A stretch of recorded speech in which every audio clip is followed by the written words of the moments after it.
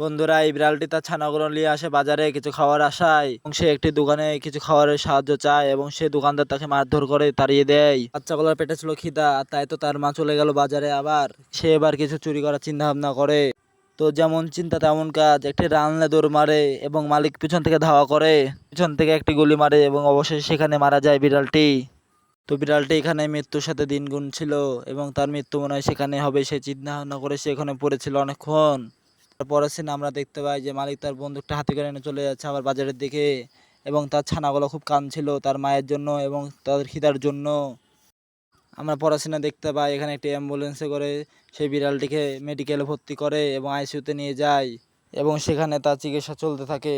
বিড়ালটিকে মেডিকেলে আসার পেছনে হাত ছিল এই হাঁসটির এবং হাঁসটি সে অনেক ভালো ছিল এবং তার বিড়াল ছানাগুলোর দিকে খুব খেয়াল রাখছিল। বিড়াল ছানাগুলোর মুখের দিক থেকে সে বুঝতে পারে তাদের অনেক খিদা লেগেছে। সে এটাও বুঝতে পারে যে তার মা তাদের জন্য খাবার আনতে গিয়ে মারা গেছে। সে হাঁসের বাচ্চাটি অনেক চিন্তা করে এবং সে অবশেষে নিজেই খাটাখাটনি শুরু করে, পরিশ্রম শুরু করে হাঁসের বাচ্চাগুলো খাওয়ানোর জন্য। মাটি খুঁড়তে খুঁড়তে সে একটি সোনার একটি বল পায় এবং বলটি নিয়ে যায় স্বর্ণকারের কাছে। স্বর্ণকারকে দেখায়, স্বর্ণকার অবাক হয়ে যায় এই সোনার বলটি দেখে এবং তাকে অনেক টাকা দেয়।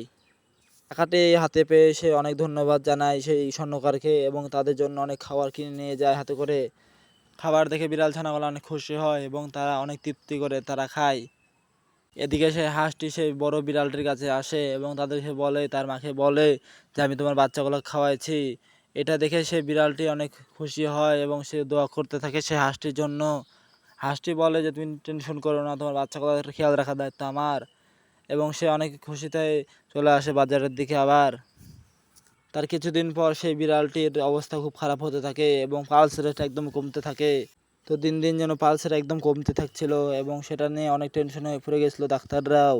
এদিকে আনন্দের সাথে সেই হাঁসটি বিড়াল ছানাগুলো নিয়ে শপিং করতে যায় এবং শপিং মলে অনেক শপিং করতে থাকে। হঠাৎ করে ফোন আসে ডাক্তারের, যে বলে বিড়াল ছানাটির অবস্থা খুবই খারাপ। এই কথা শুনে হাঁসটি সেই বিড়াল ছানাগুলো নিয়ে দৌড়তে দৌড়তে চলে আসে মেডিকেলে। তারা এত তাড়াতাড়ি আসার পরও তাদের মায়ের মুখটা দেখতে পায়নি, তাজা মুখটা দেখতে পায়নি। অবশেষে সেখানে বিড়ালটির মৃত্যু হয়ে যায় এবং সেখানে তারা সবাই খুব কষ্ট পায় এবং বিড়াল ছানাগুলি হাঁসটিকে জড়ায় ধরে কাঁদতে থাকে এবং তাকে তাদের মা বলে মনে করে এবং তাদের মাঝে তাদের সুখ দুঃখগুলো ভাগাভাগি করে নেয় এবং তাদের দিনটা আবার খুবই শুরু করে।